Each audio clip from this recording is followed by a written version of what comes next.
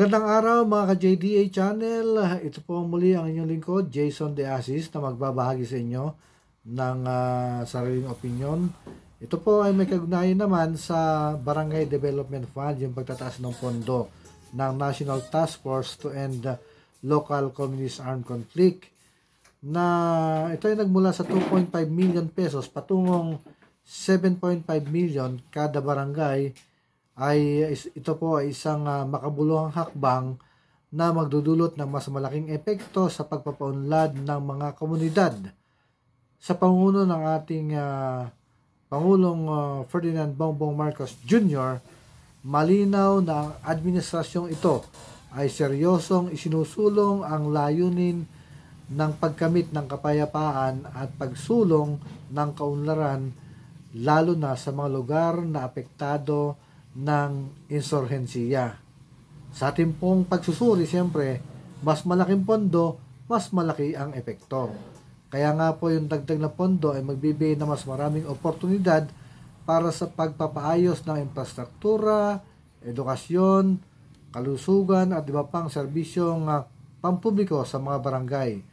Kung dati ay limitado ang maaari maabot ng 2.5 million, ang 7.5 million pesos ay magbibigay ng mas malawak na benepisyo para sa mga residente.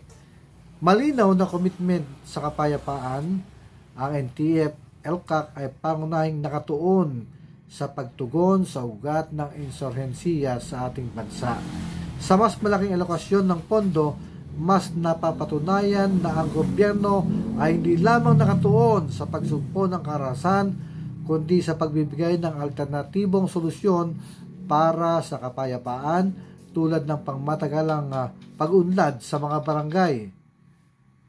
Plano para sa mas malaking pondo sa 2025. Ang plano po ng Pangulo na itaas ang pondo sa 10 million kada barangay sa 2025 ay nagpapakita ng foresight at ambisyon para sa mga inklusibong kaunlaran.